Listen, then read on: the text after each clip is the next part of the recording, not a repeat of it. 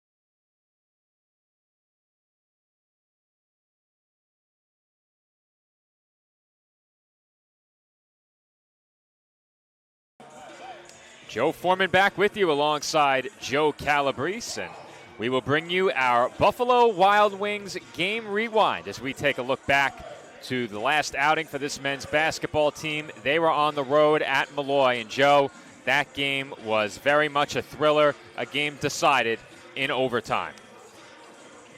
Here you get a look as things get started with a kick out to Eric Tynes for 3, and that was a recurring theme in this one. And here's Aaron Goldstein finishing off the play inside to Asa Kone. Had a double-double in that game. Tynes very active at the offensive end in this game, knocks down the pull-up. And here's another Tynes three. Well, Tynes lethal from beyond the arc. Kone with what I'd call a lethal finish, throwing that down with one hand. And Tynes showing some versatility, getting to the baseline, hitting that jumper. And once again, it's an ET3, this time from the top of the arc. And not to be outdone, Aaron Goldstein, who finished with 15 and 10 in that game with a three of his own. Dolphins have so many shooters who can shoot it at a high clip from the outside. There's Tynes again. And here is Goldstein with the miss. J.J. Chestnut with the putback. Well, the Dolphins guards, very capable on the glass. They're also capable scorers, as you see right there. Chestnut on the pull-up. And this is what Goldstein has done so well this year. Sometimes from kooky range, hits another three. And here you will see Mitchell Wiggin with it from the top of the arc. Rejects the screen, drives into three Lions, and banks it in. He's done an excellent job finishing over the course of the last couple of games. And here's Goldstein with a layup through traffic. Gets under the defender. This is Poulin to Chestnut for three. JJ shooting nearly 35% from beyond the arc this year. And I keep saying his name. There's a reason for it. It's Mitchell Wiggin finishing strong. So good around the basket, and AG is pretty good from three as well. And here's a very quick inbound pass. Nice shot by Wiggin finishing it off.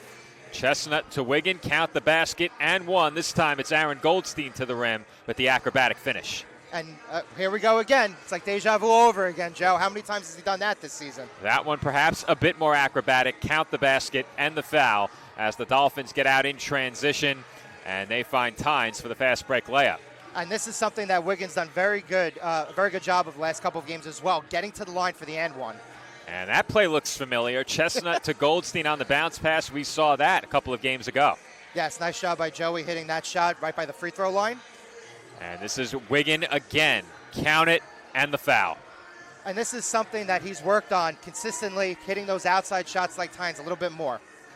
Running floater there by Chestnut. The Dolphins putting points on the board quickly late. Yeah, how many times have we seen Goldstein with the circus layup in a highlight package this year? This time Chestnut with the left hand. Dolphins with the lead late, now trail by two. It's overtime. For a second time in this series of highlights, Goldstein deep from three. An AG three and a Wiggin pull-up from the free throw line. And look at this silky smooth finger roll from Chestnut. And here you'll see Chestnut on the attempted lay-in, goes through traffic, puts it in at the rim. But Joe, the Dolphins with a head scratcher on this final possession. You know what? Not a great bounce. Didn't hate the look that they got. Well, Joe, they needed a three. And they fed the ball underneath on that last possession. Right. So, you know, I didn't get to watch the game live, but when I put together this package, I was curious to find out how that came Must to have be. been just a lapse, right? Yeah, not knowing just the score. A mental lapse, or perhaps not knowing how much time. Either way, there were some scoreboard issues with the live scoreboard, so I don't think it was a two-point game, but there were some scoreboard and clock issues I picked up. It didn't appear they were synced, but that's enough on that. This has been our Buffalo Wild Wings Game Rewind. You can visit Buffalo Wild Wings right around the corner on Richmond Avenue. We may do that post-game, so we'll see how quickly we wrap up on this one. Joe, that women's game was about as quick as any game we've covered this year. Well, we're ahead on time here, and as we prepare for the Deauville Saints CSI Dolphins, Game 2 of our doubleheader, the men's in action, coming up momentarily.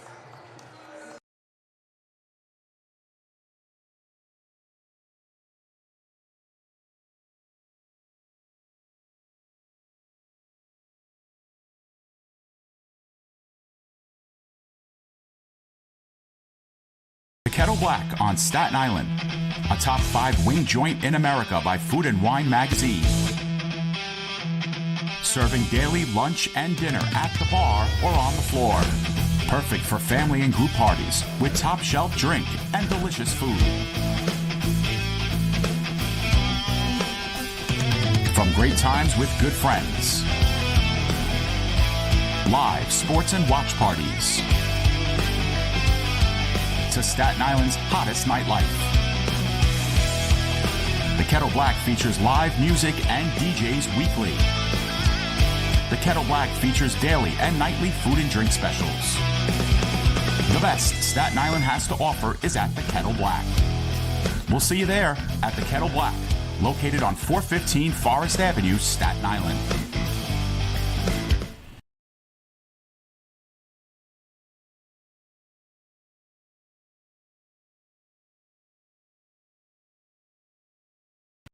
Hobra, a taco joint, Staten Island, where we're proud to have shared our family-first spirit with people from throughout New York City and the world.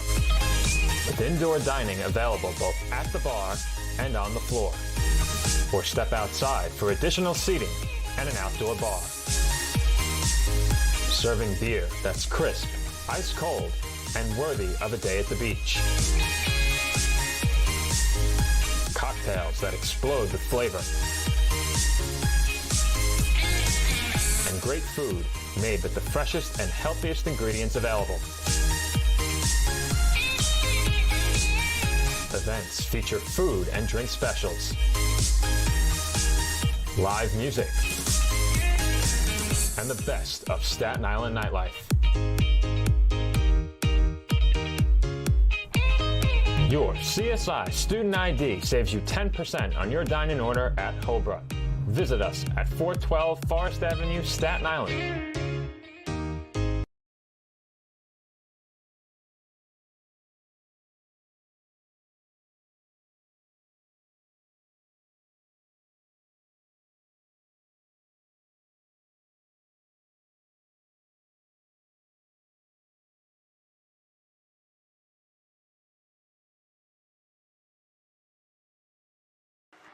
And we are back here on CSI Sportsnet. Starting lineups are just moments away from being introduced. In fact, introductions are in progress on the D'Youville side. So, Joe, you have the starting lineup for both teams. Yes, we do. First, junior guard, 0. Very good, very good. Max Suns. Masadilla. Then we have a freshman guard, number 2, Sean Reynolds. A junior guard, number 4, Dawson Matzel. A redshirt junior guard, number 5, Elisha Warren. And then we have a senior forward, number 6, Marko Milivojevic, right? Yes. Okay, we got it. All right, putting that Staten Island Tech knowledge to good use. So for the home starters, we have sophomore guard, number 1, Joey Poulin. We have senior guard, number 3, J.J. Chestnut. We have senior forward, number 10, Asa Kone. We have junior guard, number 21, Aaron Goldstein. And we have a senior forward, number 32, Eric Tynes. Those are the starting lineups for the Saints and Dolphins as we're just moments away from tip-off here at the Tank. And I got the chance to cover these two teams in Buffalo, and that was a very hard-fought, contested game. These two teams went back and forth in that one, and the Dolphins narrowly escaped with the win. They did have a nice lead with about 2 minutes left in that game, and the Saints just would not go away. I do believe they made it a one-score game in the closing seconds, but the Dolphins able to hold on and come away with the win. And I think, Joe, coming off a loss over the weekend at Malloy, this is a game on their home floor that the Dolphins have to have. I think looking at what they have looming on Sunday, this is a game you need to get going into a matchup with Damon. And then on Sunday, you're playing for an opportunity to reinsert yourself back into the conversation for a top 2 seed. The Dolphins are still very much alive for a top 2 seed in the conference. Yes, but very now, much alive. Now they're going to need some help. Absolutely, you're going to need some help. And with a win here, like I said before, it's a twofold thing. You want to keep pace with Stack, and you want to put distance between yourself and Malloy, especially coming off that win from Malloy from the previous weekend. Well, the Dolphins in their last 2 games at times fell behind by double figures in both. The game against Queens, I believe they trailed by as many as 15. They came back to win that game. And they not only trailed by 15, Joe, they trailed by 15 in the second half. So that was a very impressive come-from-behind win on their home floor. The Dolphins made some really good adjustments late in that game, diagram plays for easy buckets at critical times. And I think it's a testament to the job that this coaching staff has done, having this team ready to go and able to adapt to whatever situation and whatever defense they face late in the game. Against the Lions, they also trailed by double figures. They trailed by 10 in the second half of that game, came back, forced overtime, but in that game they did not escape with the win. Yeah, I was going to say the Dolphins have seen a lot of that this year, right? down 10, coming back, working and making it a game, up 10, having the other team come back into the game, making it a game. Definitely been streaky a little bit, especially at the second half at times this season. But let's see if that doesn't rear its ugly head here as we're underway. We have tip-off from the tank controlled by D'Youville. Masadila swings it to Milivojevic. He hands off to Warren, and the pass from Milivojevic was tipped and stolen. Nice shot by Kone. Active hands here in the first possession of the game. Poulin off the fake, drives baseline and finds Tynes. Tynes swings it to Poulin in the corner, now Goldstein. Goldstein up top for Tynes, 10 to shoot. Tynes, fall away jumper, a bit strong and rebounded by Milivojevic.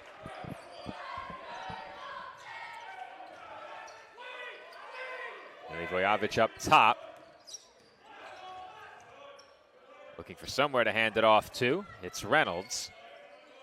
Now Matsell drives at Tynes. Bounce pass along the baseline was fumbled out of bounds by Warren. Nice active defense here on the first two possessions of the game for the Dolphins.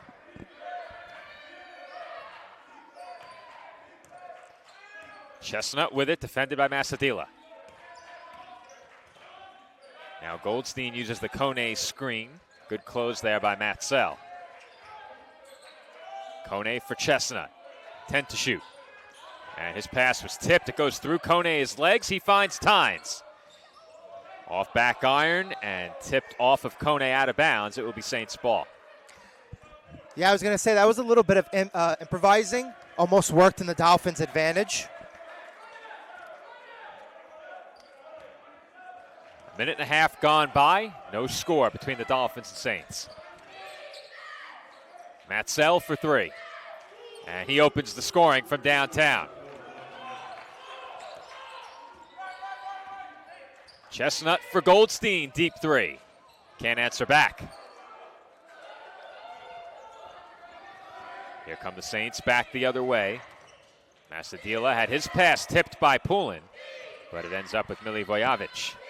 Now Warren for three, too strong. And Matsell had the rebound and lost it. Here come the Dolphins. Chestnut off the crossover. His floater is short. Kone has the rebound. He feeds Tynes. And Tynes puts it up and can't convert. Dolphins off to a cold start. I was going to say, nice job by Asa bailing out Chestnut on that pass play, and Tynes for cutting to the rim. Just a little too strong on Tynes' first two attempts. And Joe, I can confirm we do have live stats for our men's game. So if you change that W to a B in the link, or that W to an M, I should say, you'll have live stats. 5 to shoot now. Matsell in traffic. Feeds Milivojevic wide open for the two-handed slam. Saints lead at 5-0. Goldstein. Alley-oop for Kone, but he could not put it down. Pass just a bit too high for Kone. Matsell for three. Way short. And that one is saved off of Poulin. And it will stay Saints ball. Cold start for the Dolphins here, and they really haven't had many of these all year. Even in those tougher matchups, we've seen them pretty much scoring and hot very, very early. Don't think they've had a stretch in the first 3 minutes of a game where they've gone scoreless. How about that block by Poulin? Nice Here comes job. Goldstein. Tynes banks it in. Nice job using his shoulder. Eric Tynes, a player who can score from all three levels, in the post, from the mid-range, and we know very well that he can score from beyond the arc.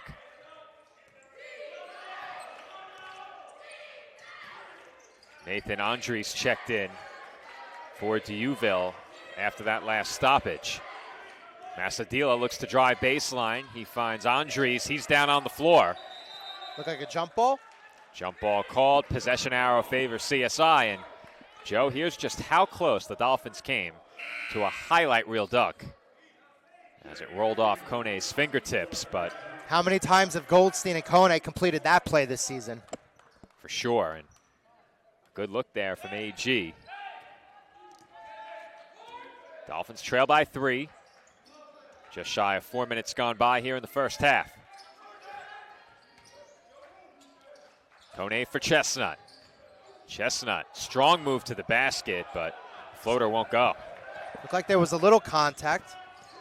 Yeah, you know, Joe, I think that's ultimately a good no call because JJ initiated contact. No, I agree with that. That's a good no call. And then it was an aggressive contest. TJ Tibbs is very unhappy with how that played out. But that will send us to our first media timeout. 15:46 to go here in the first half. Our score, Saints 5 and the Dolphins 2.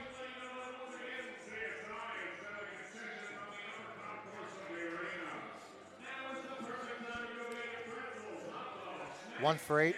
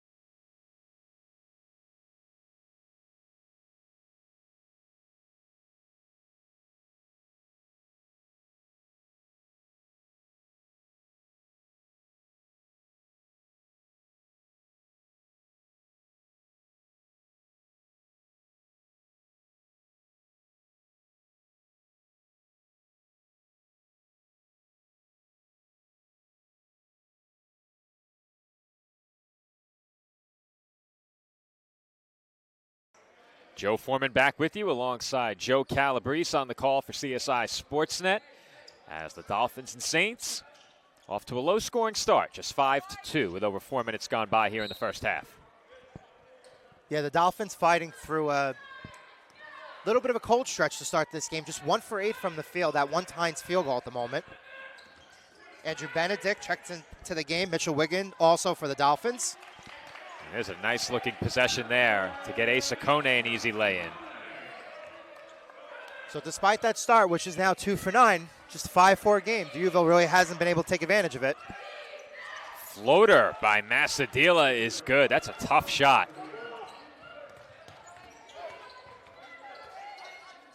Saints back in front by 3. Benedict from the elbow feeds Kone. Kone attacks along the baseline, feeds Poulin, and his lay-in won't go.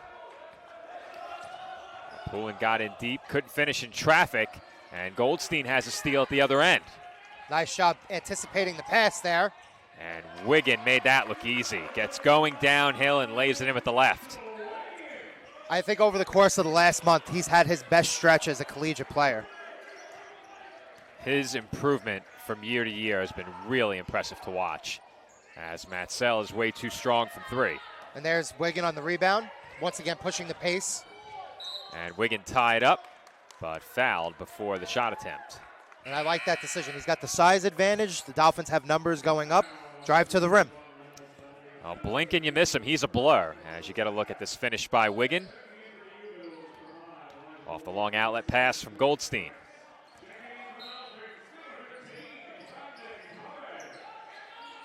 Brandon Torres into the game for CSI, doing something that I can't fathom, Joe.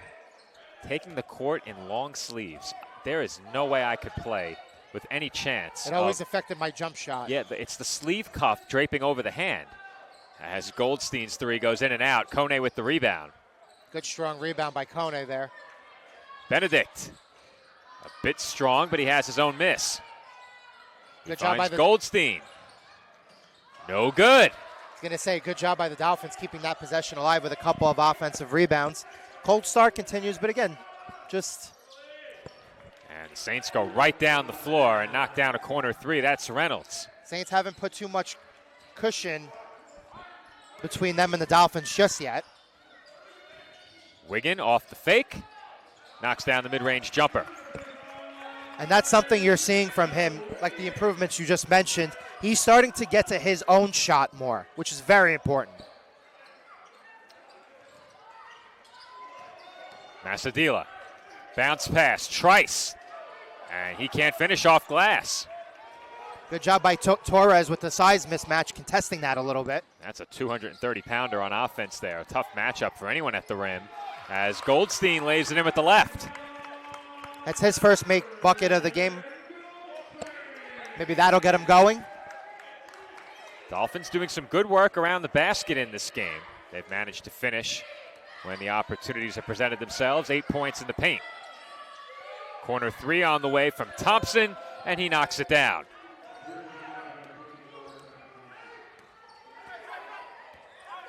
For D'Youville, that's their third three-pointer, 3 of 7 from downtown for the Saints. Wiggin off the spin, knocks down the jumper. 2 times down, last 3 times down on the court, Joe. Wiggin, similar move, right? But this time he was able to get a little bit closer. Again, going to his offense is very important. We're going to have quite a few plays to look at heading into the next media timeout between Wiggin and Goldstein. As the floater won't go for Reynolds, Dolphins have the rebound. Benedict for Kone. Kone goes down to the floor as Torres is off the mark on the jumper. But Kone appears okay. Looked like he went down a bit awkwardly. Very cleanly contested game, both sides so far, just that one foul. Reynolds left open, in and out, and Wiggin has the rebound. Good strong rebound by Wiggin there to Goldstein, leading the break to Benedict. And Benedict has the lay-in. Now, what did I say on the pregame show, Joe? Benedict did not score in that 197 loss to Malloy over the weekend. Here, before the halfway mark of the first half, gets his first points. And that three-pointer won't go for Thompson. Rebound to Trice. He's tied up and can't hit inside. Great swarming defense by both Benedict and Kone there from the front and the back. And that's one that I think you look to kick out. Goldstein off the Kone screen, defended well. Warren stays right with him, and Wiggin is called for traveling, as that will send us to a media timeout.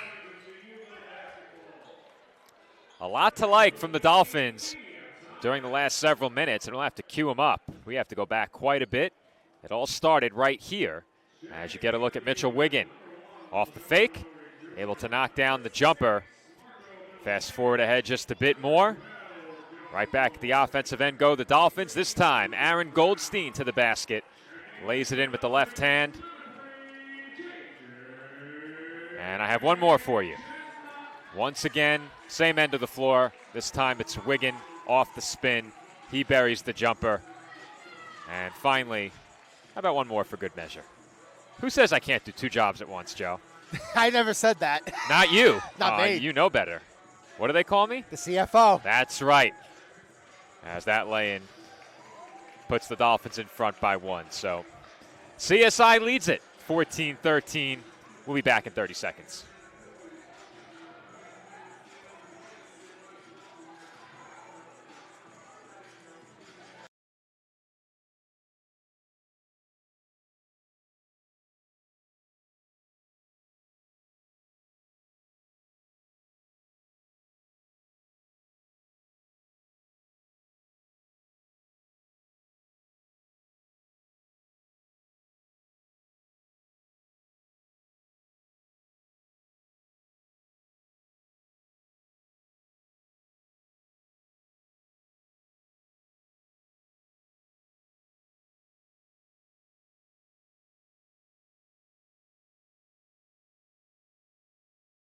And we are back from the tank. Dolphins with a 1-point lead, just shy of 11 minutes to play here in the first half. Warren kicks out. Now Moore swings it.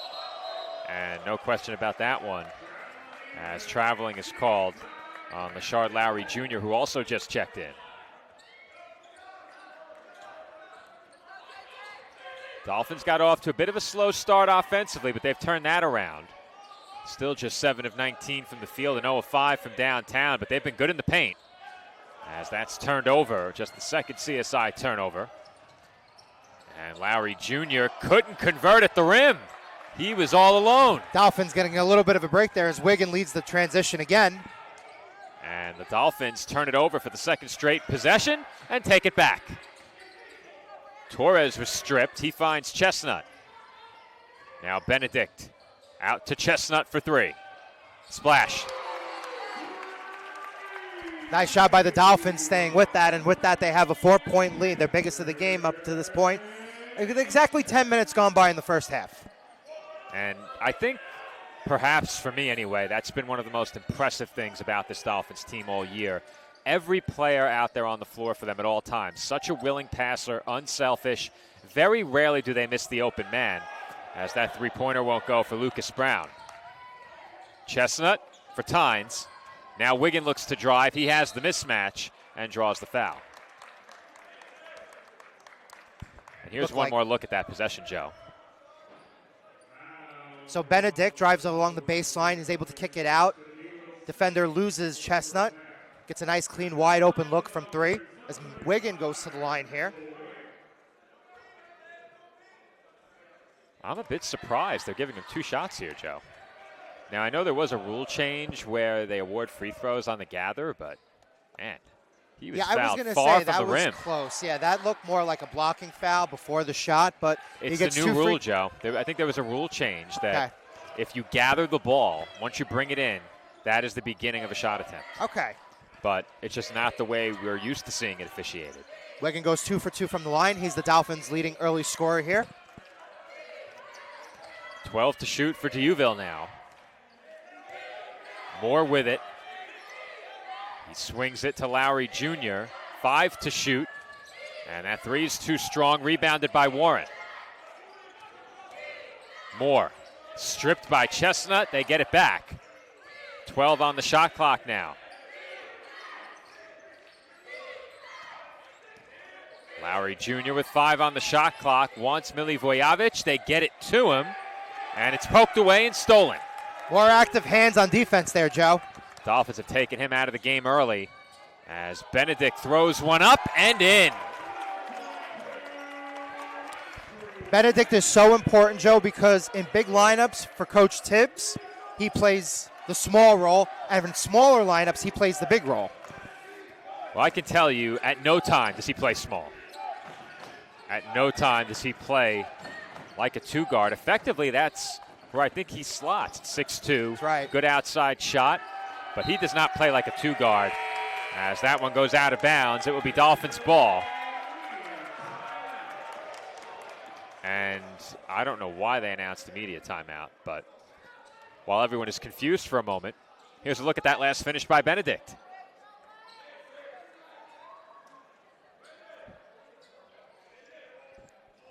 Anthony jumping the gun a little bit. He was 15 seconds early. We love you, Anthony. Does a great job here. I'm just waiting for someone across the way to make eye contact. Tynes for 3. In and out. Rebound loose and pulled in by Matt Sell. Next stoppage will now bring immediate timeout. And that's it. It's an Eric Tynes foul and immediate timeout. 7:45 to go in the first half. The Dolphins now lead it by 8. Our score, Staten Island 21 and Dieuville 13.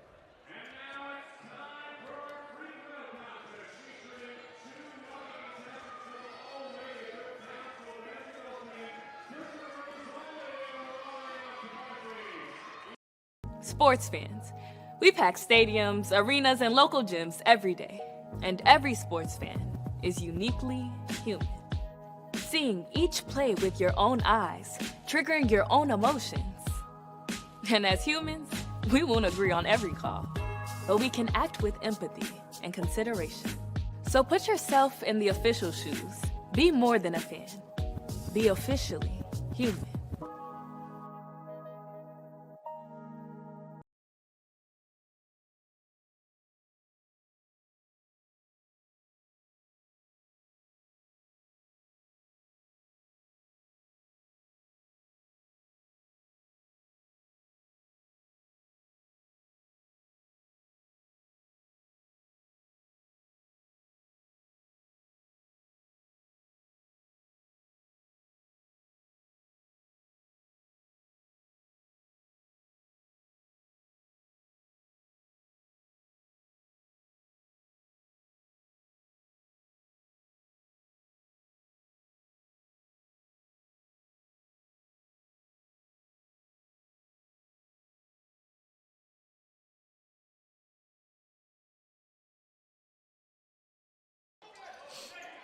Just shy of 8 minutes to play here in the first half. The Dolphins, after a sluggish start, Joe, have surged to an 8-point lead. Moore on the turnaround. That's a tough shot, and he buries it.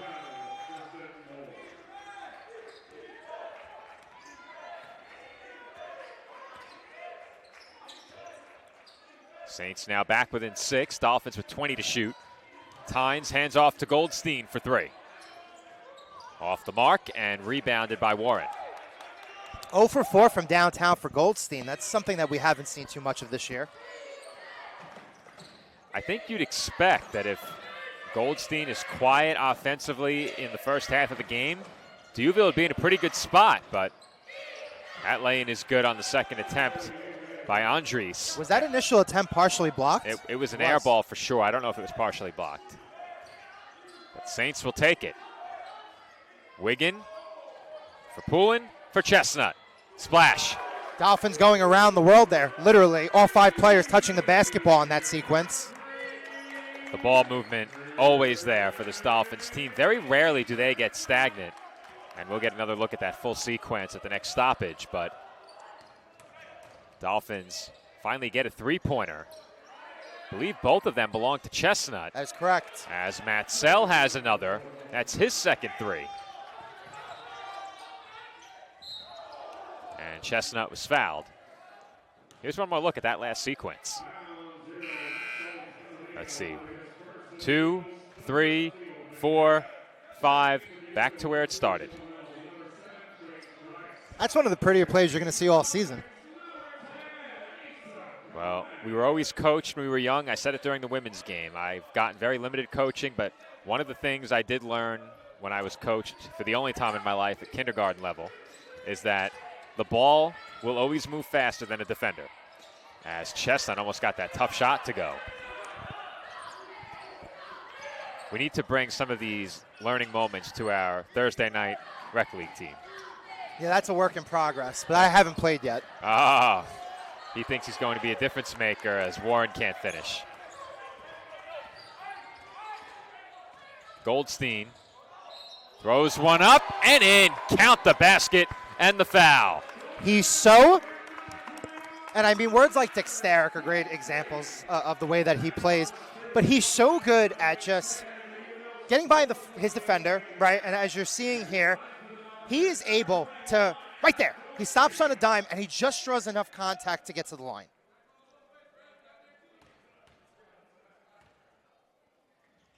And the free throw for Goldstein is no good. And the Dolphins settle for a 6-point lead, but if he gets going, the Saints could have a big problem on their hands, Joe. And Matsell, meanwhile, has had himself a nice first half. He now has 8. One of those rare sequences in the first half. The Dolphins were a little late getting back on defense. Goldstein open and can't hit the mid-range jumper as I believe a technical foul may have been called. The official blew the whistle and immediately pointed at number 24, Kevin Thompson, in front of the scorer's table in the Deauville bench. He was the next substitution in. And that was a relatively quick whistle, so he must have said something, or was he on the court at all? Or? Well, I was trying to find him in the window on our replay, and he's not. So okay. It's 2 free throws for Aaron Goldstein and the Dolphins, and I do want to move that camera out just a tad.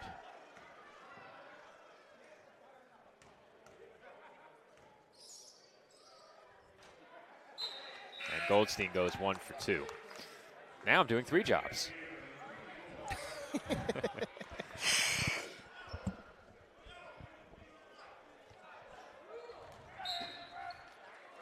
Dolphins by 5 with just over 5 to play here in the first half.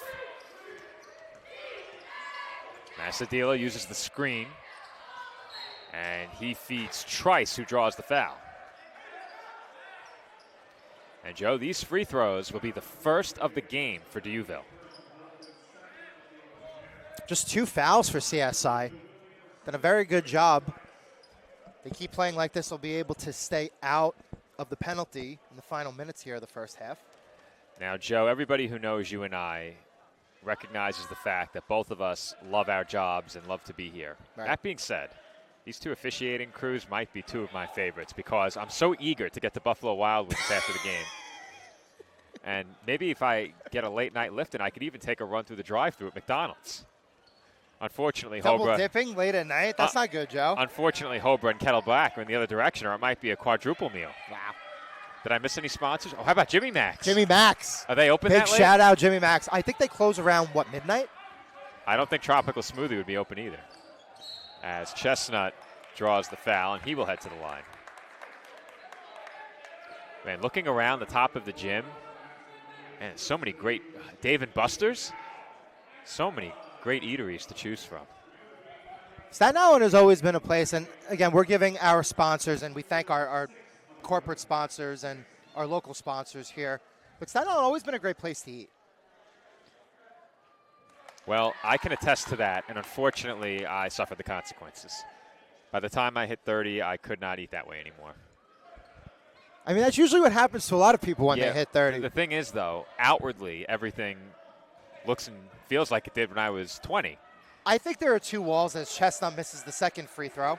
It's the internal that hasn't quite. I think there are held two up. walls. If you're not really taking care of yourself in your younger years, it starts in your late 20s, and then there's one in your 30s, early 40s. Well, fortunately, none of these players out there have to worry about that yet. Yep. As Matt Sell will try another three off the back rim, no good. Trice with the rebound. Putback won't go. He's got another board and was blocked by Kone. I was going to say Trice was looking for a foul call there. I think it was a good job by Kone holding his position, extending his arms out. Was there a little contact? Yes, but I don't think there was a foul there. 19 on the shot clock for Diouville as Trice hands off to Masadila. And that's a moving screen. So it will be Dolphins ball with 4:25 to play in the half. It's been a relatively low-scoring half compared to what we've seen for much of this year. Still some time.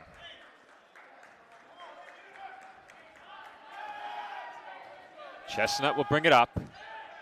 Dolphins with their starting five out there. And I did pick this up covering these two teams in Buffalo as the alley-oop is brought in by Kone, and he stepped on the baseline. But Diouville makes a lot of substitutions and uses a lot of players.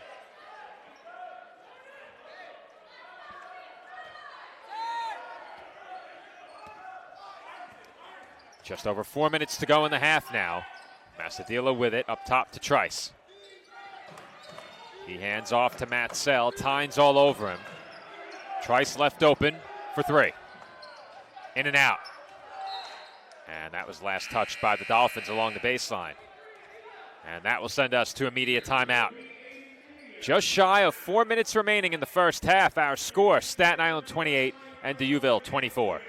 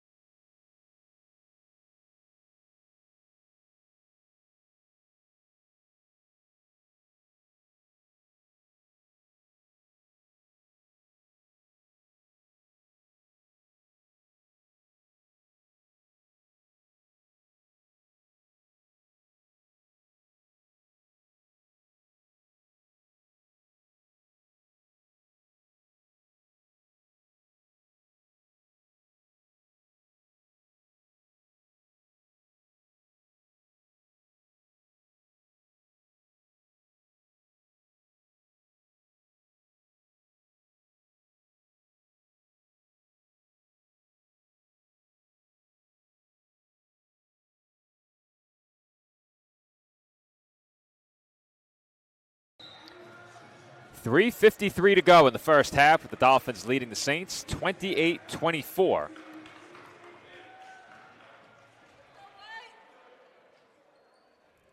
It will be Saints basketball with 20 to shoot, inbounding from the baseline. Masadila the inbounder. Finds Thompson short on the 3. And the Dolphins look to push. Goldstein out to Poulin, now Chestnut. JJ crosses over and throws it away. Miscommunication there. Poulin started cutting to the basket. Chestnut was looking him to stay exactly where he was. Was that 5th turnover for the Dolphins in the first half? JJ trying to drive to his left, was looking to bring Poulin's man over as Matsell is left wide open, and he makes the Dolphins pay. And that was turnover number 5, Joe. Thank you for confirming. You have the same live stats as me. If you need a cheat sheet, you look up at the play-by-play on the top, you can see what the last play was. CSI lead has been trimmed to 1. Chestnut around the back, pulls up, and can't connect. Now the Saints look to push. Matsell. Outside to Masadila. Under 3 minutes to go in the half. And inexplicably, Matsell is wide open again. They've lost him now 2 possessions in a row.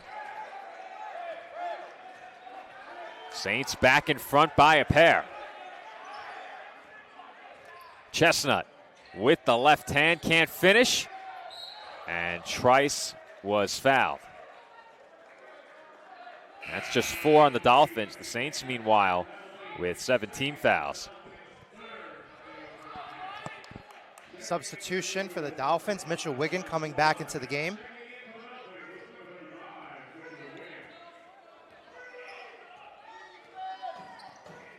Masadila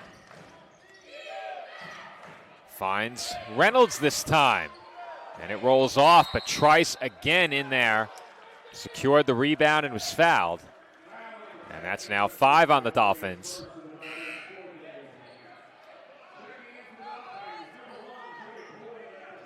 Now our crew is just so good, Joe. That's the 4th team foul, not the 5th. They got it up there lightning fast. Steph's just the best. She is the best. Shout out Steph. She was the best until she left the banner hanging upstairs last week. Ooh, that's no bueno here. I know. 15 to shoot, Masadila. Tries the 3. Oh, he gave it the old turn and head up the floor there, Joe. He thought he had that one. Yeah, he thought he had it. Very good by Wiggin, going sky high to get that rebound. Very important rebound. Goldstein finds the cutting Benedict, and his floater comes up short. I think that dribble contributed to that. Reynolds off the fake. Off on the 3 and has his own rebound.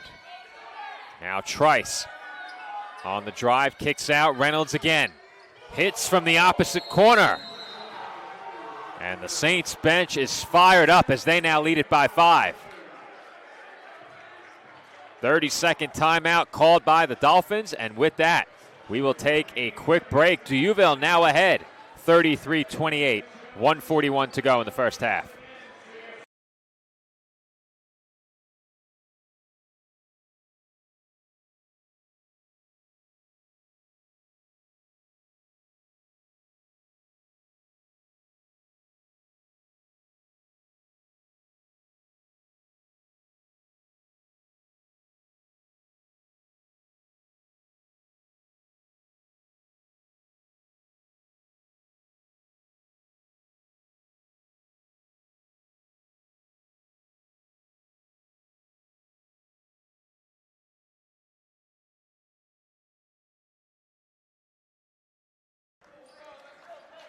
Less than 2 minutes to go here in the first half, with the Dolphins now trailing by 5. And Joe, credit to the Saints. They turned this game around very quickly, much like the Dolphins did in the early going. As CSI turns it over. It's like Wiggins stepped on the baseline. That's number 6, but credit to the Saints for this turnaround. The Dolphins did something very similar after a slow start. 90 seconds to go, first half. D'Youville by 5 and a chance to extend their lead. And that is kicked by Goldstein.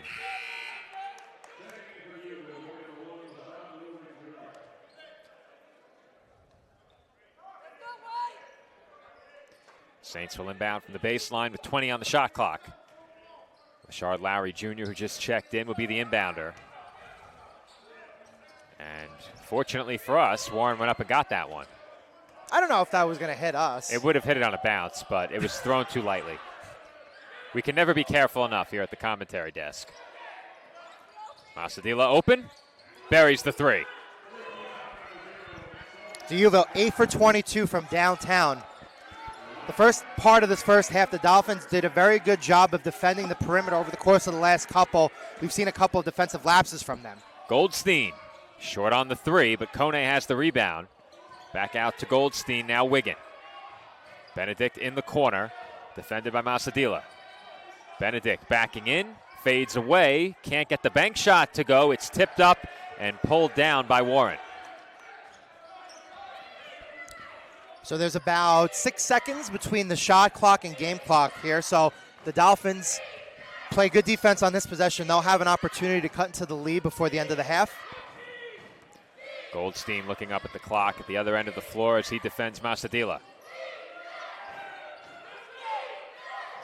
Turnaround jumper, Moore won't go. Dolphins left with 8 seconds. Wiggin up the floor. Benedict for three. Splash. Big bucket, Joe. Huge bucket to end the first half, as that is going to do it. Maybe you call him Big Bucket Benedict to end the half, as the Dolphins will head into the halftime break trailing by 5. Our score, DeUville 36, Staten Island 31. The TLC Physical Therapy halftime report with men's basketball head coach TJ Tibbs coming up.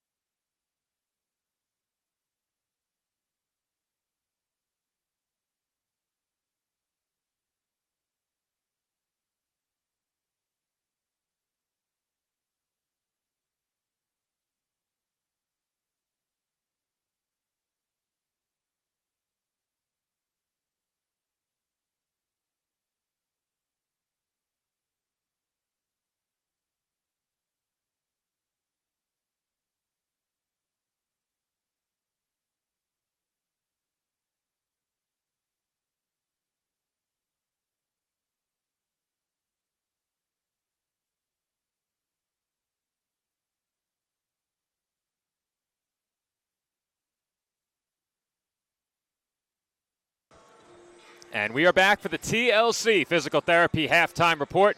Joe is joined courtside by men's basketball head coach TJ Tibbs. TJ, your defense forced 9 turnovers in the first half. However, the Saints made 8 three-pointers with a couple of them in the final minutes. How do you tighten that up defensively heading into the second half? Defense was awful. That's on the head coach. So we're going to figure it out. We're going to go upstairs. DeUville's doing a great job. Andy's doing a great job taking advantage of things we're not good at right now. But we'll clean it up in the second half, but that's totally on me. Sluggish start offensively, but a positive has been Mitchell Wiggin. He's got 8 points in the first half. Really nice developments in his offensive game. What do you like from him, and what do you like from him moving forward? Not enough. I want him to do more. Not enough. I think he's one of the better players in the league. I got a lot of faith and belief in him. I want him to do more. I want him to be perfect. I know he can be perfect. So he's got 8 points. I feel like he should have 16. So he'll come out and he'll play a great second half too. And you've been cold from distance in the first half. How do you get your guys easier looks heading into the second half? I'm going to play CSI basketball. The ball continue to move. We're a little stagnant there. Again, that's on me. And I like the looks that we got. No, they just didn't fall. We got to credit DeUville, the way they're playing defense. And we got to figure it out more in the second half. Tibbs, thanks for your time. Back to you, Joe. That is men's basketball head coach TJ Tibbs joining us, as always, for the TLC Physical Therapy halftime report. We have reached halftime here at the College of Staten Island with the Dolphins trailing 36-31. When we come back, half number 2 gets underway from the tank.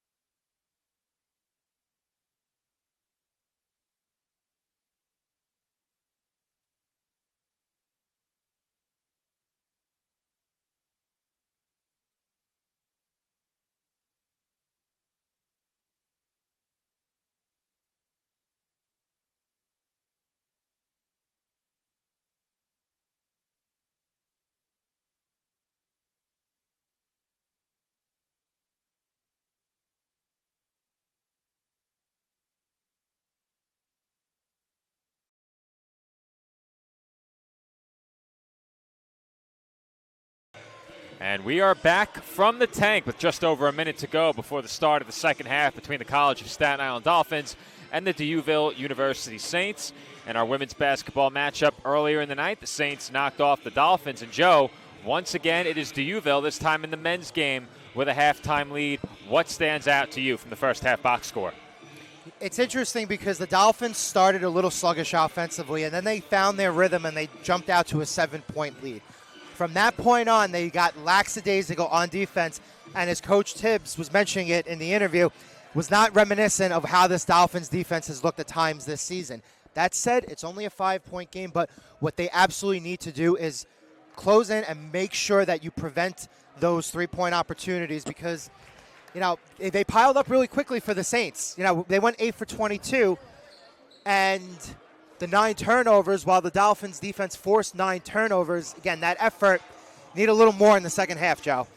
Yeah, and I think when you look at what's ahead for the Dolphins in this second half, we said it during the first meeting between these two teams, or at least I did when I was on the game solo. These two teams really traded blows back and forth. I don't think that game had quite the pace to it that this game has, but even with a bit of pace to this game, it's still a relatively low-scoring game, especially when you look at it from the perspective of the Dolphins, who have averaged well over 60 points per game this year. So I think CSI, at the very least, will look to slow down D'Youville. They've held them to just 35% shooting, but you heard Coach Tibbs, never good enough. Never good enough. Need more. Again, especially denying the 3. Yeah, and I think when I say slow down D'Youville, that's a big part of it. As they connected on 8 first-half threes, the Dolphins forced an early second-half turnover. But again, they did a lot of that in the first half. Very active hands. They forced 9 turnovers and now won in the first 30 seconds of the second half. And Poulin can't connect from the corner. Milivojevic with the rebound.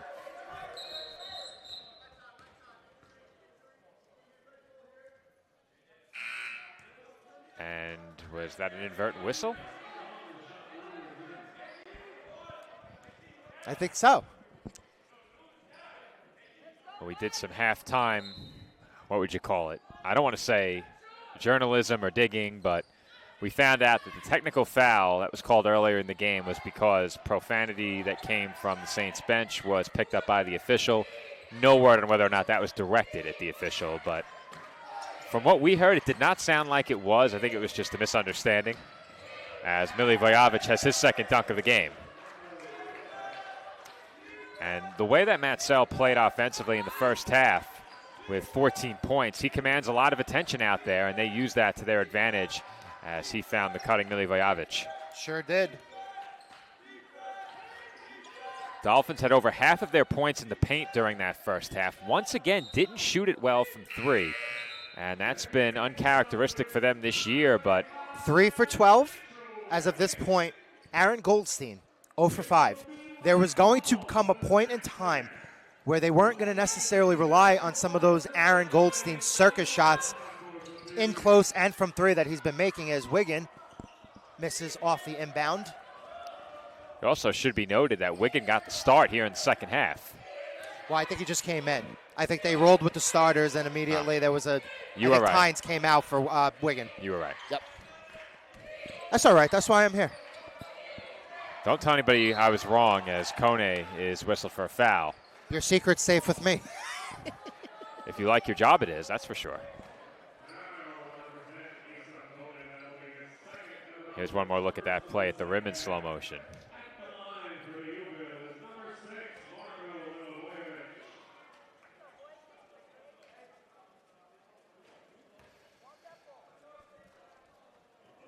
And the first free throw is no good by Milivojevic. But on that replay, it looked like on the follow-through, Kone got all ball. But did he make enough contact with the body to draw that whistle?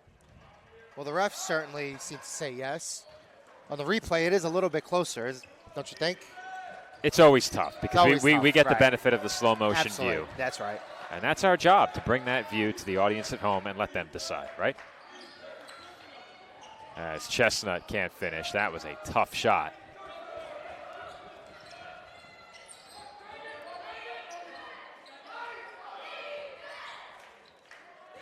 Rashard Lowry Jr. in the game for D'Youville, swinging it over to Warren. Warren for Milivojevic, given space at the free throw line. Now kicks it back outside to Matsell with 8 to shoot. Matsell, dangerous pass. And Lowry Jr.'s pull-up rolls off, rebounded by Goldstein. Good defense that possession for the Dolphins. Let's see if they could turn it into some quick offense. Wiggin off the mark from 3. It was like Tibbs was saying in the interview, he does not dislike the looks that they're getting, and Joe, quite frankly, neither do I. Well, they say great minds think alike, and I'll have to join you. I want to be in good company. I think it's a Joe thing. 10 to shoot now for D'Youville. Warren, no good from 3. But again, even though that was a three-point shot taken by the Saints, if you're the Dolphins, you take that. And Goldstein is rejected by Milivojevic. But you mentioned liking the looks that the Dolphins have gotten so far in this game. This is a team that shoots over 35% from 3 as a unit. And a lot of the looks they've had so far in this game are looks you would expect them to make more often than not. It's a little bit of deja vu all over again here, Joe. Another half, the second in this game. 3 minutes to start without a field goal up until Mitchell Wiggin, who's now the first Dolphins player in double figures. Wiggin has been huge for the Dolphins in this game. Coming in off the bench, had the 8 first half points. Coach Tibbs wanted 16 out of him. I think he played about 11 first half minutes. As Matsell will try another 3. This time he can't hit. And again, if you're the Dolphins, you're going to take that. If they're just going to settle for that, nice you will take that. They'll take that as well. Nice job by Kone running the floor. And hopefully that seems to get the Dolphins going. They cut it to 4. As I say, they go the first 3 minutes plus in the second half without a field goal. They come and they get 2 back-to-back. Kone taking 2 points by force right here as he runs the floor, finding himself on the receiving end of the long pass. And the two-handed dunk pulls the Dolphins back to within 4 points. Timeout on the floor with 16:16 to go in the game. Our score, D'Youville 39 and Staten Island 35.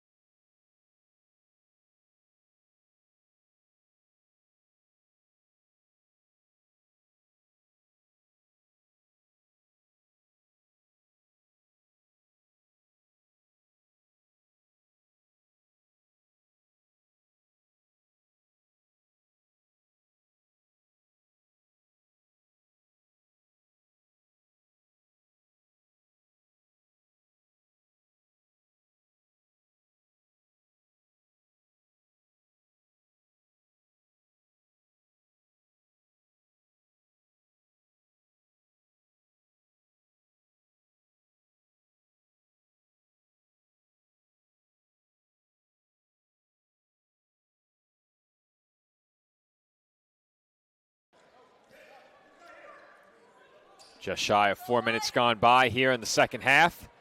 And the Dolphins are back to within 4. D'Youville had a 3-point attempt just a couple of minutes ago with a chance to make it a 12-point game. They could not hit. And the Dolphins now have trimmed the advantage for the Saints down to 39-35. It is D'Youville basketball with 20 to shoot. Reynolds uses the screen from Trice. And that goes through the hands of Wiggin. Matsell there waiting, can't hit from 3.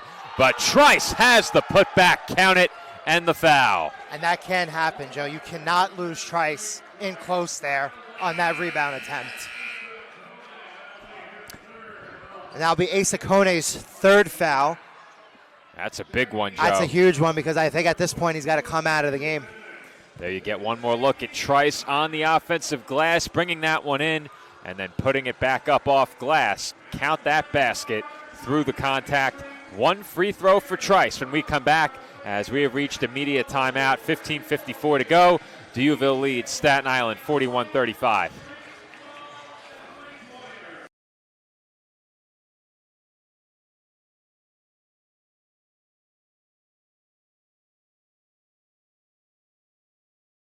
Sports fans, we cheer on our favorite teams at fields, gyms, arenas, and stadiums. But have you ever wondered what it's like to be a referee? Verbal abuse from fans, parents, and coaches is the #1 reason why many referees are walking away. And they're not being replaced quickly enough by new ones. So put yourself in the official shoes, act with respect, and be officially human.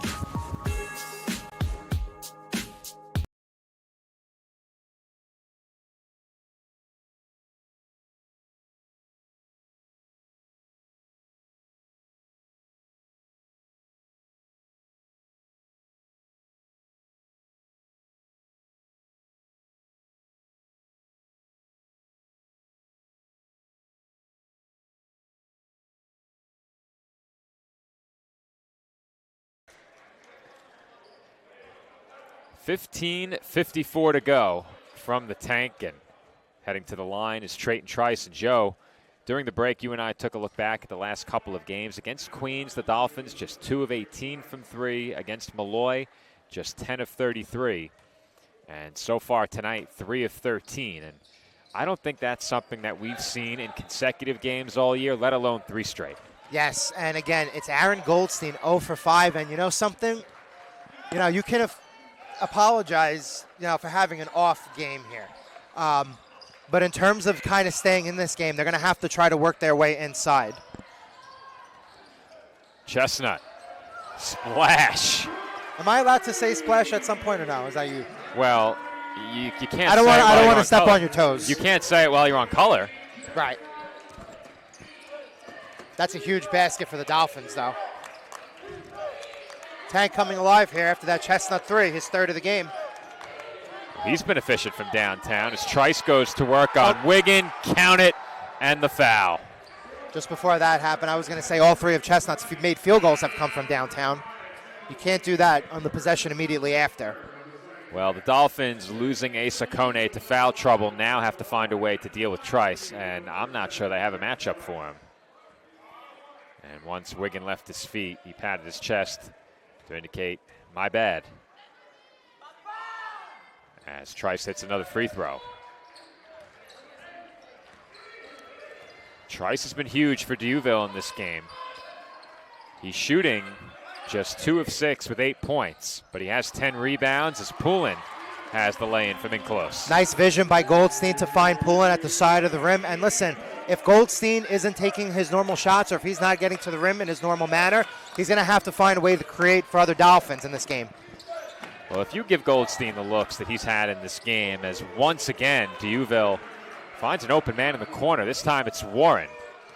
And it's an 8-point game again, but you're not going to give AG the looks he's had and hold him to 0 of 5 for an entire game. As the Dolphins turn it over, and the Saints once again have an easy 2. The lead back to double figures for D'Youville.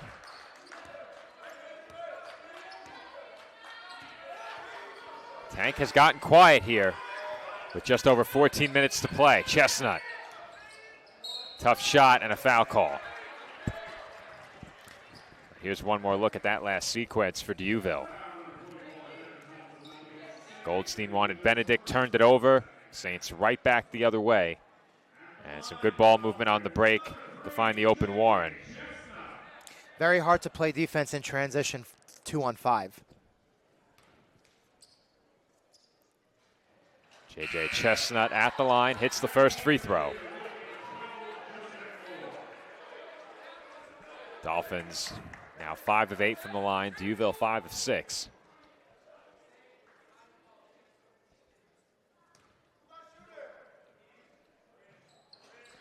And Chestnut hits both.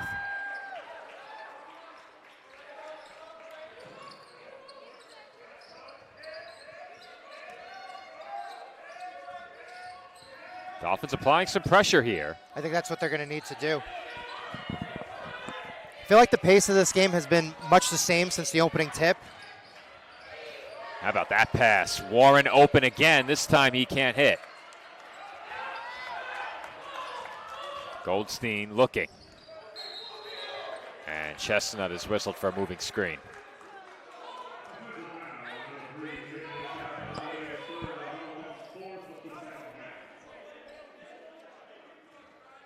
We're inside of 14 minutes to go. D'Youville leads Staten Island 50-42.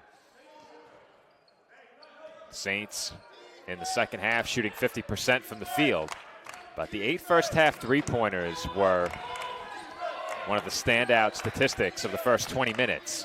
I mean, D'Youville shooting 38, CSI shooting 38, 0.2 of a difference at the moment. Trice backing in Wiggin, and Wiggin sends that one back.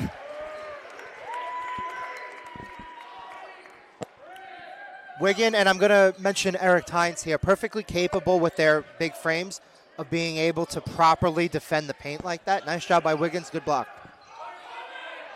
5 to shoot now for the Saints. Deep three on the way, and Masadila can't hit.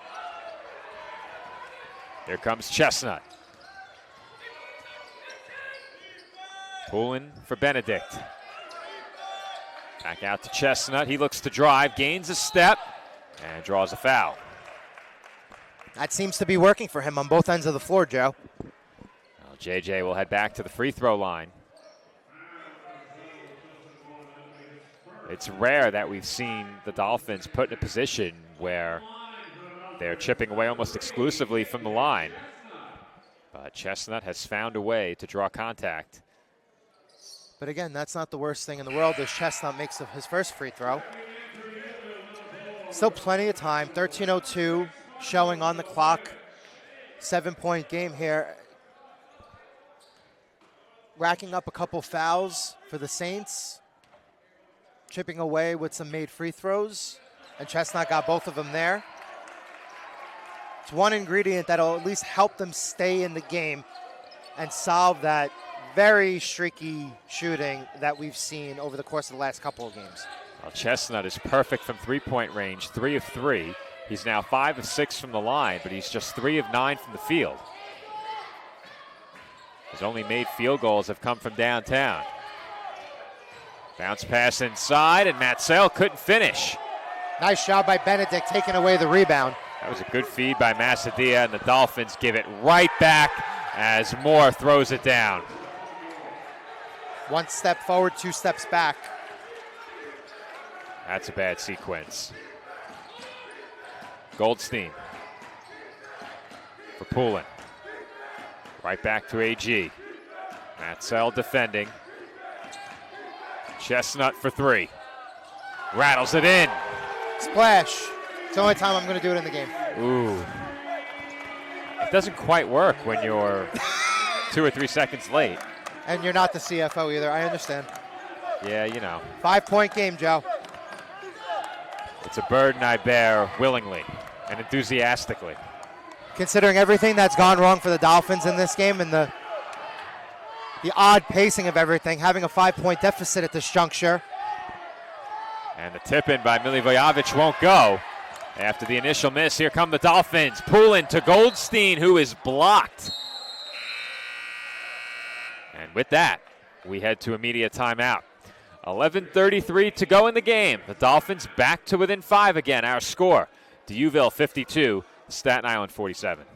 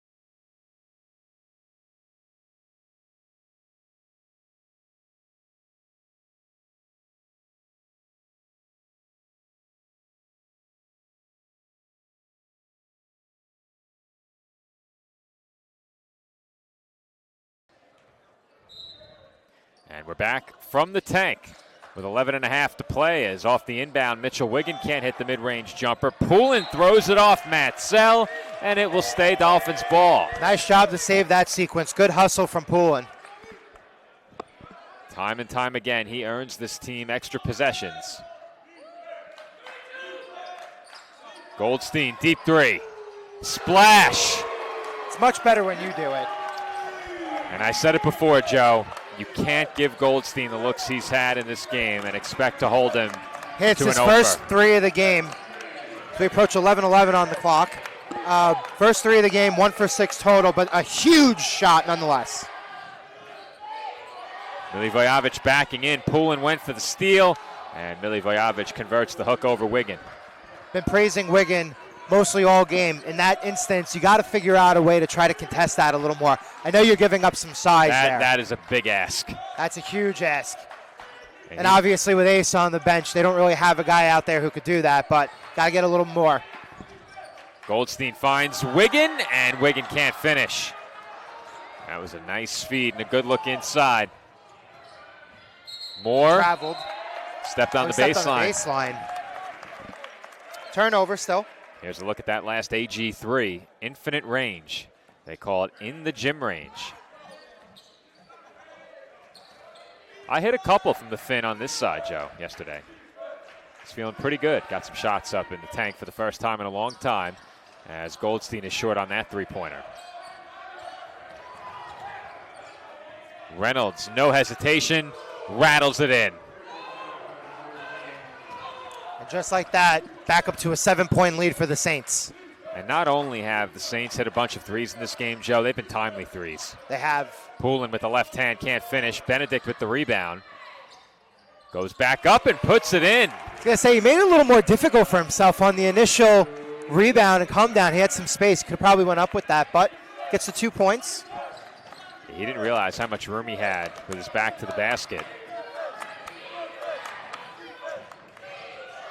Dolphins within 5 again. We've seen this over and over. 5-point leads, 4-point leads for D'Youville as they keep it. And how about that defensive play by Poulin? Active hands. Great anticipation. Goldstein to the basket.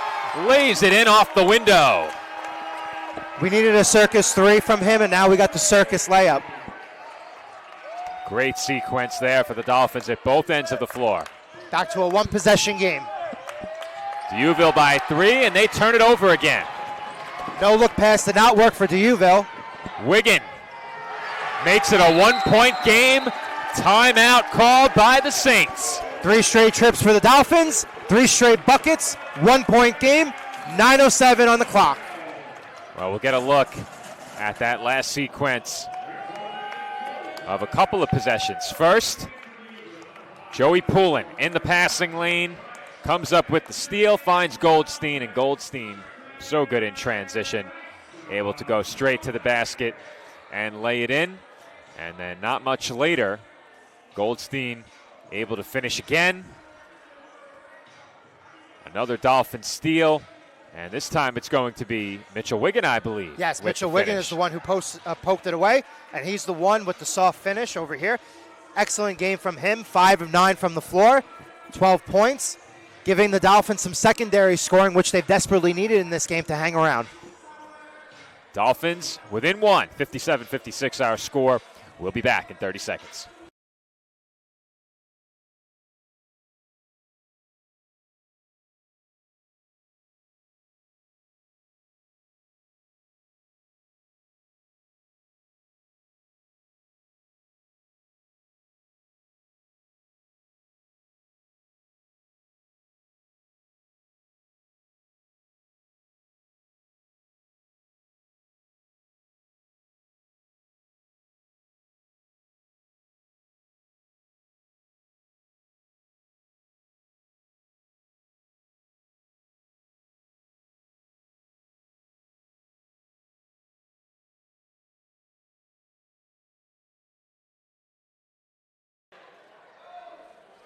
Dolphins back to within 1 with 9:07 to go in the second half. It is D'Youville basketball. The Dolphins apply some light pressure. Looking to harass the Saints into perhaps another turnover. Reynolds off the fake, open for three. And there's another timely bucket from downtown. It was Goldstein who overcommitted there, got himself out of position, allowed the Saints to hit that. I think that's a situation, Joe, where the Dolphins forced a couple of turnovers. You felt like you might have Duville rattled a bit. You gamble, and that time the gamble didn't pay off. Wiggin on the drive, can't throw it down. Lost the grip on it going up, and now Masadila for Warren. Matsell on the wing, feeds Trice. Trice off the fake, count it, and one. Once again, it was Wiggin who left his feet, Joe. If he stays on the floor and he goes with him, the contesting of that shot looks a little bit different, but as soon as he leaves his feet and the offensive player sees that, he's able to go right up with that and draw make the field goal right here on the replay and get the and one. Trice has been a menace on the glass and on the low block. Asa Kone coming back into the game for Joey Pullen. And at this part of the game, especially now that the Saints have two rotational front court players, I think you need Kone and you got to just let it ride. Oh, boy. Lead back up to 7 for the Saints. Well, I think it's become abundantly clear, Joe, we can't station the camera in the bleachers. Did you see that rattle and roll? Shake, rattle, and roll. Like the road dog. Goldstein on the drive. Had it tipped, and it will stay Dolphins ball. Deflected out of bounds. And compared to what we've seen this year, that trip to the line was, I'd say, at least at magnitude, what? 4, 5? 5. Chestnut. Bit strong. Saints lead is 7, just inside of 8 minutes to play. And after the Dolphins pulled to within 1, Duville has scored the last 6. Matsell for Warren, and Trice left open. Can't hit the jumper. Soft touch, no go. Dolphins in transition. Goldstein off the fake is fouled. And AG thought he should have had that one.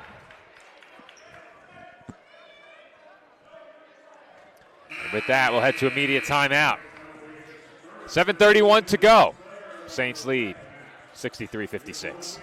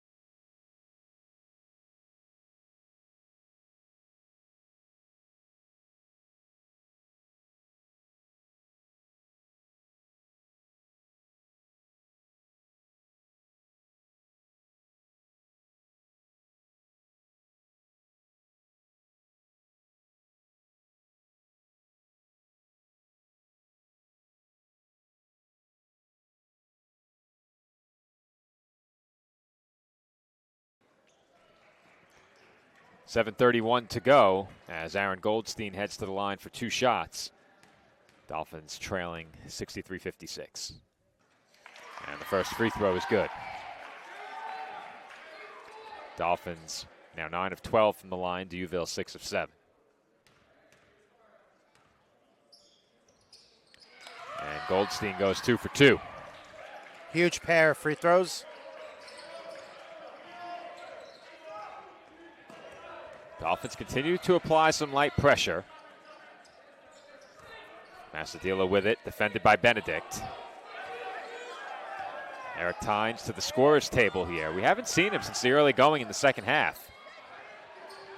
And Reynolds is short from the corner as 3 players end up down on the floor there. Fortunately, nobody getting up too slowly. That looked like could have been a lot worse than it ended up.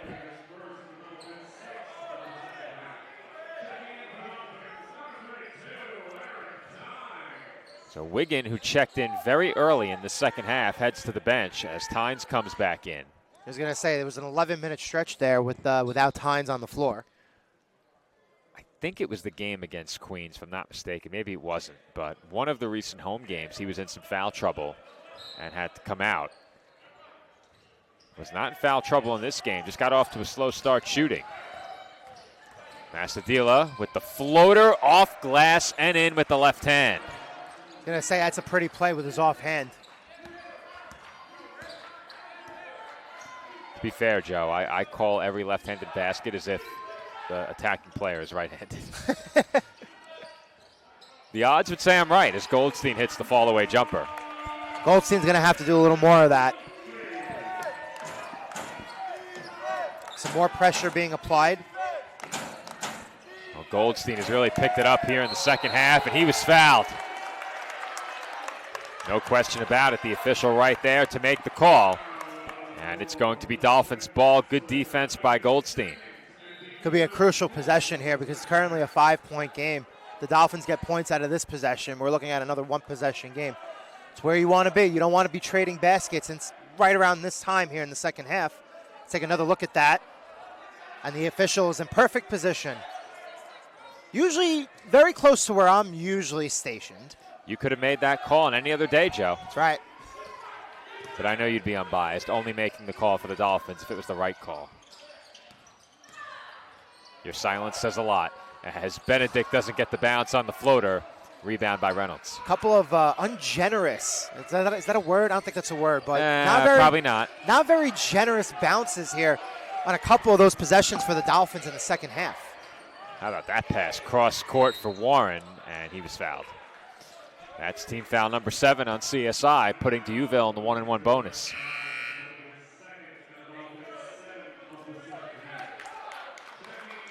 Now,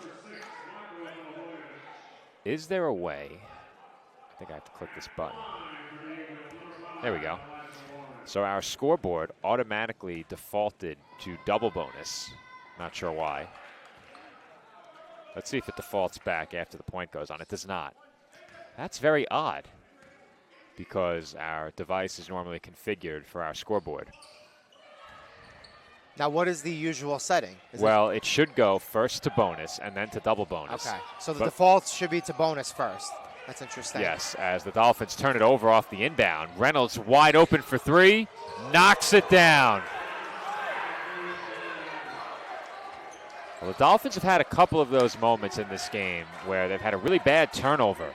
I mean, they've had a couple of moments this season where they've struggled to get the ball over the half-court line.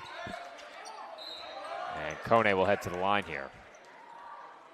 Silver lining here is Kone's been excellent from the free throw line all season. I mean, his free throw shooting has made a difference in how many wins for them? At least 3, 4? Well, he's gotten to the line a lot this year. Has not gotten to the line this game And because they've had to kind of abandon that a little bit. he was in foul trouble as well. Right. But 75% for your big man is pretty good. It's pretty good. Can't ask for anything more. Well, I think Coach Tibbs would ask for 85.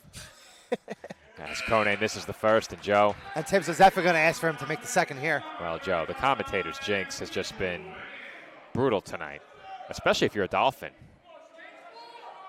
Our CSI contingent watching, they tell us just to be quiet. One more free throw coming up for Kone. And the scoreboard did revert back to double bonus. So I think I know why. The reason it's doing that is because they have not changed the scoreboard setting to reflect the men's game. You can still operate the scoreboard as if it were a men's game, even if it's in the women's game settings, and I think that's the reason. But I could be wrong. Now, let me see if I can go in here and uncheck those boxes for the bonus. Yes, you can. So it's Dawson Matzel heading to the line as Andrew Benedict Benedict was the one who collected the foul there, and the Dolphins getting lucky with the missed free throw. Quickly moving back ahead, it's Chestnut. Turns and gets the friendly bounce. He'll take that. Now, J.J. Chestnut, a player that I know is right-handed, very adept with the left, as we'll get one more look at that finish heading into immediate timeout or perhaps timeout by the Dolphins. Either way, we head to break with one more look at this basket by J.J. Chestnut. The Dolphins trail 70-63.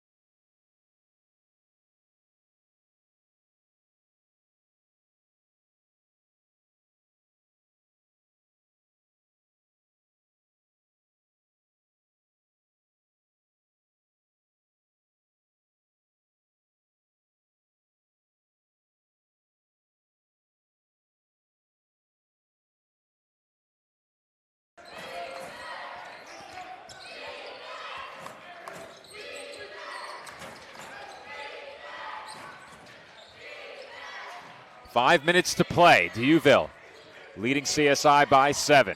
70-63 our score. Masadila doubled well beyond the arc with 5 to shoot. His pass is tipped and stolen. Here comes Goldstein. To the basket, can't finish. Kone's putback rattles the rim. Rebound tracked down by Benedict. Now Wiggin for Kone. He can't finish. And Milivojevic has the rebound. He's fired up.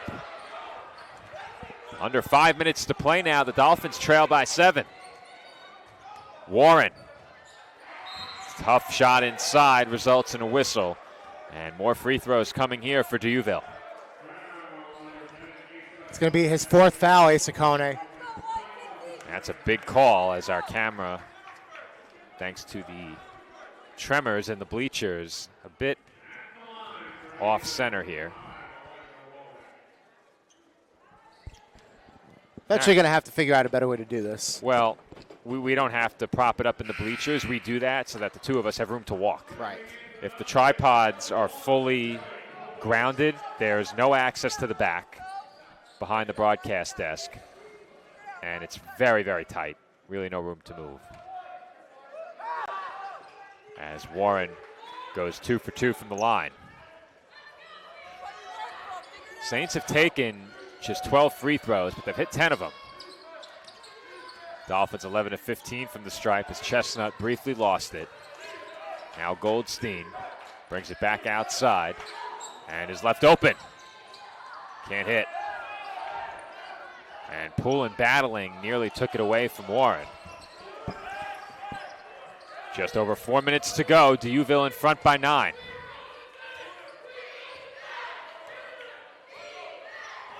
Poulin all over Masadila. He looks to drive baseline.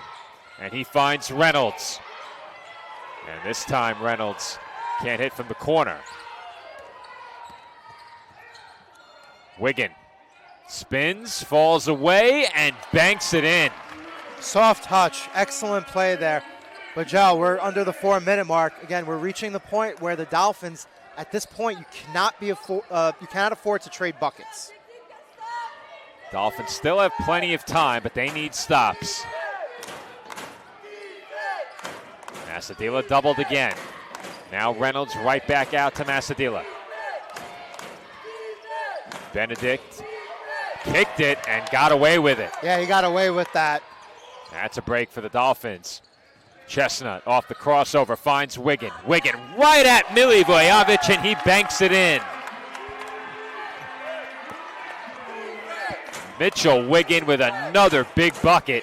2 straight down the stretch. D'Youville by 5 under 3 minutes to play.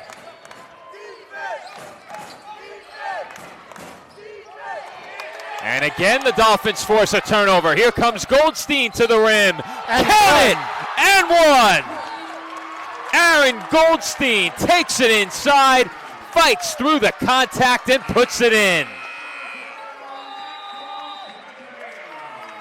Here is one more look. First from in close. Aaron Goldstein emerging from the right side of the frame, gets going downhill, and is able to put it in. That's a weak foul as well. If you're Masadila, you have to just got to let him do go a at bit that more. point. You have to do a bit more than that there. You can't foul that softly, but right. You can't let him allow him to get the shot up. here's what created the opportunity as once again Joey Uville Poulin. turns it over, and you said it, Joe. Joey Poulin with the pickpocket. It's Poulin. Do we call him pickpocket Poulin? He's going to have to approve of that. Yeah, you know, we don't endorse criminality here. I also don't endorse our camera falling over and over again. Yeah, we got to figure out a better solution for that. Well, it's been a raucous crowd, and that's a good thing. Dolphins have good needed thing. them here tonight, willing them. It's a Friday night at the Tank. We need a nice crowd, especially with the way that the weather hasn't really broken. It's still relatively cold outside. It's going to be much colder over the course of the next couple of days after this. We don't get many Friday games. We get the Buffalo weekend here at home, which of course is this weekend, and we get the Tournament of Heroes with a Friday game typically. But outside of that, no other instances of Friday night fins, as I like to call it. Friday night fins. Again, it's very icy outside, so by the time we're coming back here Sunday, Tank might be an igloo. Well, there was a time where the Tank was referred to as the igloo on a broadcast, and that was shut down very quickly. It can get a bit cool, but I like it, personally. It's comfortable, a little more comfortable in here now than it was about an hour ago. Feeling it a little bit. Speaking of feeling it, we got Goldstein feeling it in the second half as he tries to complete the three-point play. Cut it to a 2-point deficit for the Dolphins. And he does.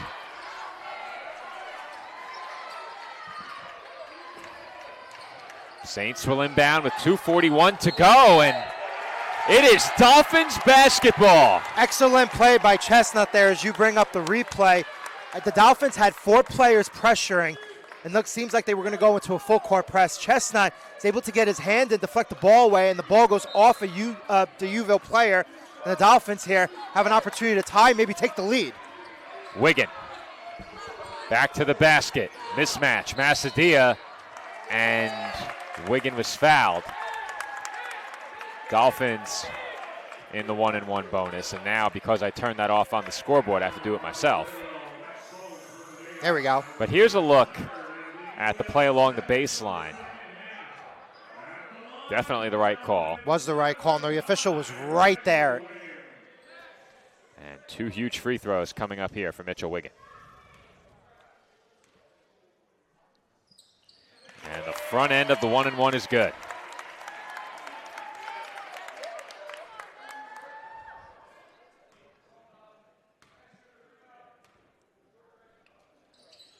And Wiggin hits both to tie the score.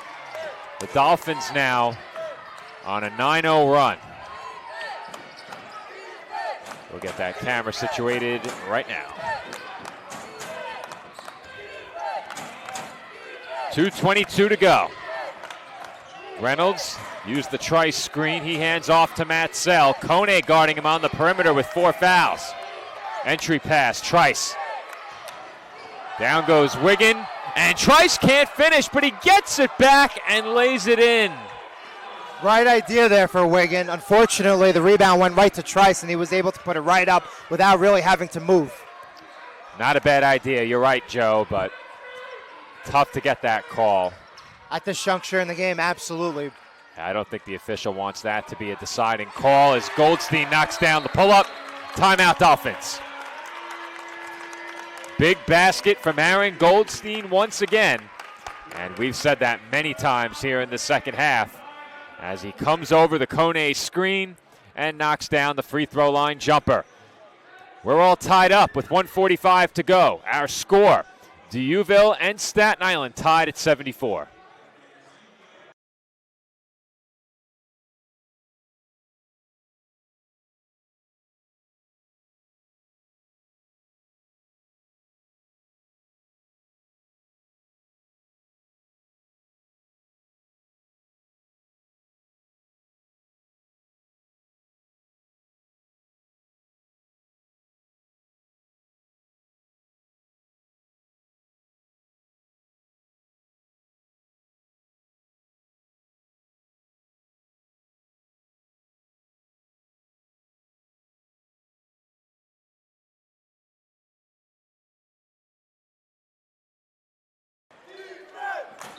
Inside of 2 minutes remaining here at the Tank, all tied up at 74.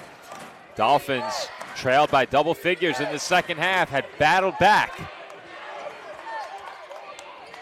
They have not taken the lead, if I'm not mistaken, Joe. I don't think they've taken the lead in the second half. They had a 7-point lead in the first half that the Uville erased. This crowd beginning to make some noise as Masadia is trapped well behind the arc. He gets to the basket, throws one up, and draws the foul. Looked like, yep, Aaron Goldstein with the foul there. Our view was temporarily obstructed.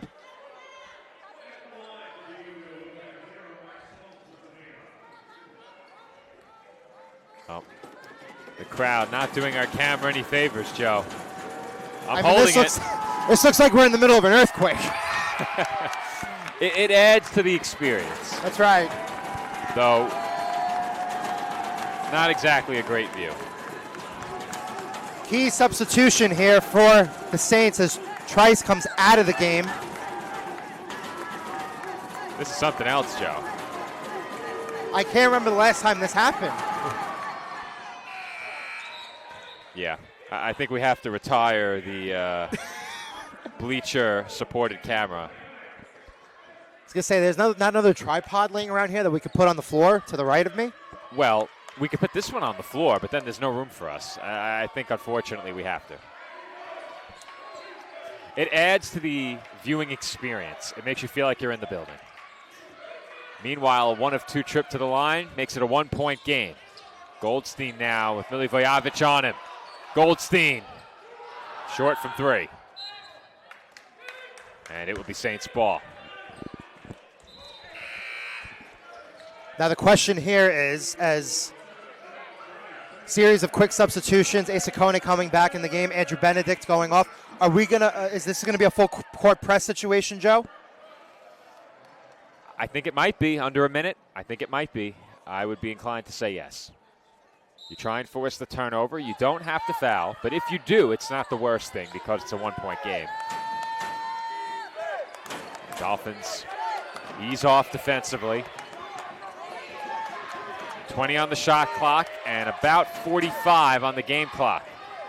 Masadila to the basket, lost it. And that was close, Joe. I thought it might have hit off Trice's fingertips. I was thinking the same thing. Yeah, we're not going to have a great look at it or time, but we'll try when we get a moment. If there's a timeout call, we'll come back to it. 10 to shoot. Masadila just checked the shot clock at the other end. He shoots the 3 over. Pullen won't go. And it will stay Saints ball. We'll check that one as well, Joe. You know what? I'm gonna say this from our vantage point. It looks like Goldstein may have deflected the ball off of Trice. Well, if they don't stop the clock here with a timeout, we'll have to stay in live action. Indeed, we will. Reynolds for 3. No good. Trice with another rebound. And Wigan took it away, but the jump ball goes to CSI. All right, Joe. Fortunate the Dolphins were the beneficiary of the arrow in that instance. Let's see. All right, the Dolphins are not going to call timeout, so we'll stay here again. The shot clock has been turned off, so we'll get that off your screen. And the Saints have called timeout. So, Joe, here's the first out of bounds.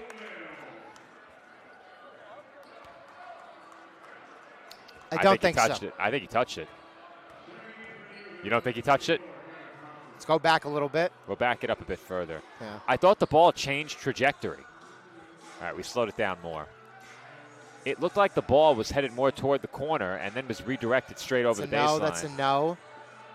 He did not touch. Oh. It's so did close. he get it on the backhand? And you know One something? We can't see that. He's got his back to us. Can't. I'm trying to foul it off Pullen's hand. I think somebody had to touch it, Joe. The ball completely changed directions. That's the first one. So now let's look at the Goldstein play here, where it seemed like he was attempting to throw the ball in off Trice. We get one look at it. We don't have much time. Right. We get one look. I think that's off Goldstein. Okay. But we do lose part of it on the edge of the frame. So take from those angles what you will. It brings us through the timeout. It will be Dolphins ball with 25 seconds to go. Goldstein brings it up. Shot clock is off. Goldstein for Benedict.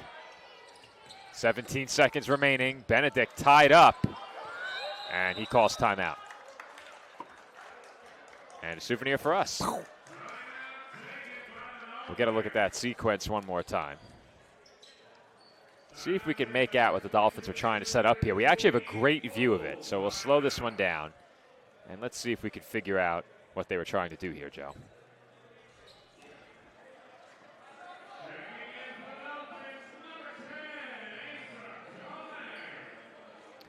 So they're trying to get it to Chestnut and just couldn't. That much is clear. And the Saints are doing a very good job playing defense high.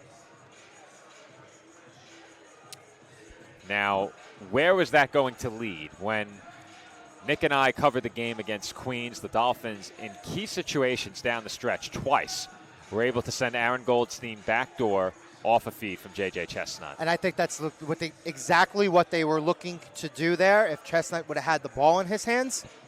Well, let's see where the off-ball screen may have come from if Chestnut gets the ball.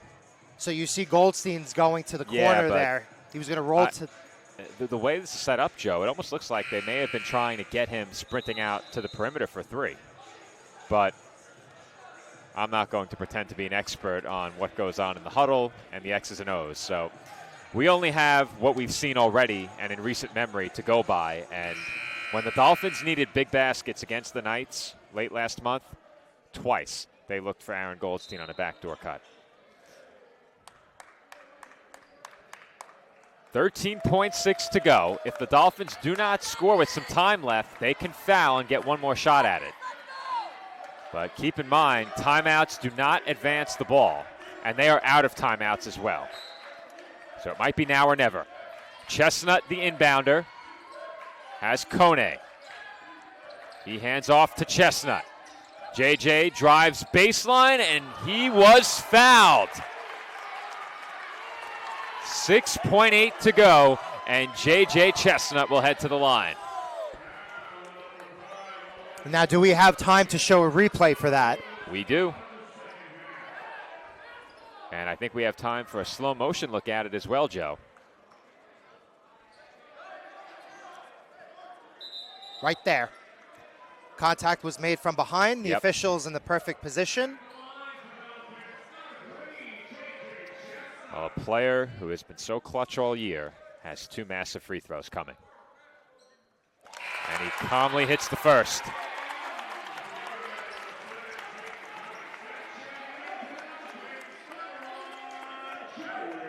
If Chestnut hits the second, Dieuville is out of timeouts with 6.8 to play.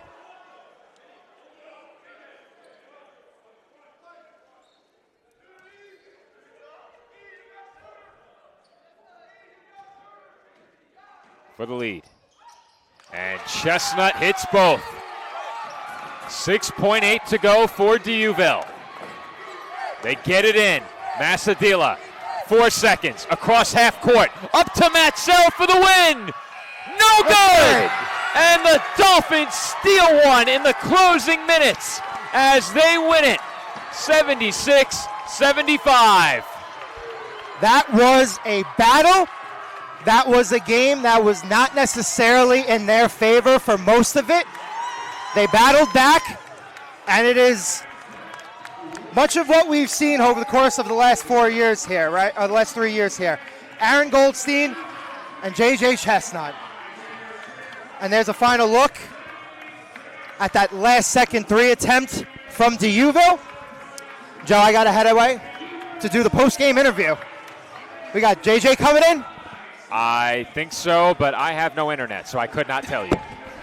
We'll find out when our audience does, as our TLC Physical Therapy player of the game is going to head over shortly. He will join Joe out on the floor. For the first time all season, we do not know who it is, but while we have a moment, here's one more look at our skewed camera capturing the final shot of the game. Matsell may have had a chance to make one more pass. I don't know with how much time was left when he caught the ball, but either way, it is a Dolphins win here at the Tank. They are now 12-0. Our final Staten Island 76 and Duville 75. Joe will be joined on the floor by our TLC Physical Therapy Player of the Game shortly. We'll be right back.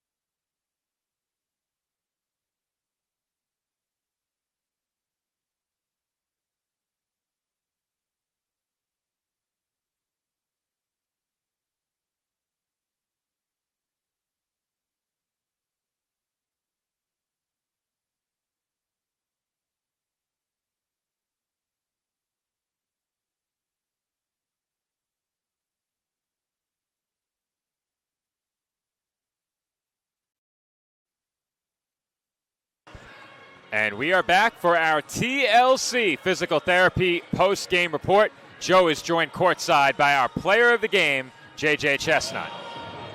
Thanks, Joe.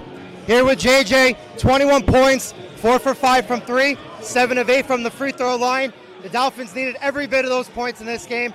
How did you guys stay locked in the second half? So we had a week off from our last game, and we've been spending a lot of time on talking about how to pick ourselves up. So we've just been keeping good energy, staying together, and that's how we did that. You're a senior.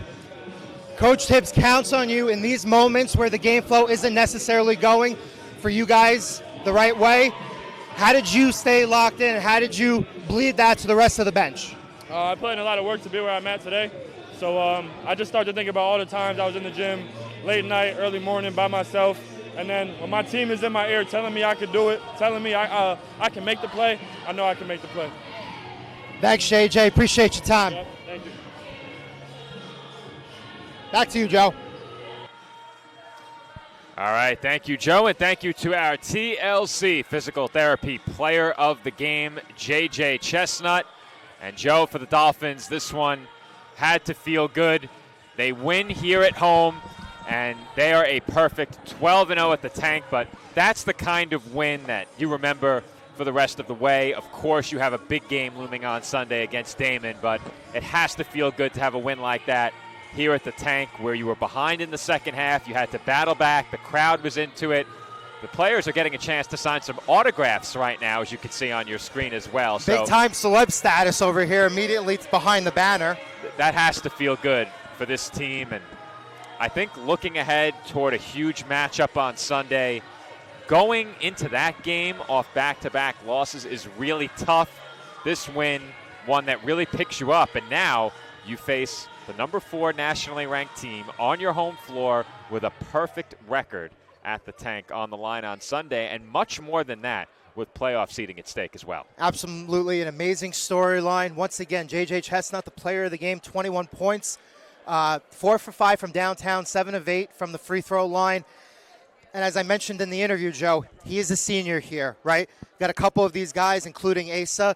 They are the guys that Tibbs counts on when, again, the game flow isn't necessarily going their way. They stay locked in. They were able to erase a 5-point halftime deficit and turn it into a very narrow, but a win nonetheless, 76-75 victory. And let's see what they could do on Sunday against that highly, highly powered number 4 ranked Damon team. Well, it doesn't matter how many points you win by if you come away with the victory, and the victory belongs to the College of Staten Island tonight as they come back from down double digits in the second half to win in the closing seconds. Our final score, Staten Island 76 and Duville 75. Our next broadcast will be on Sunday as the Dolphins host Damon University here at the Tank.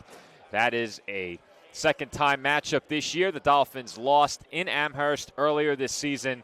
The Dolphins put a 12-0 record at home on the line against the number 4 Wildcats.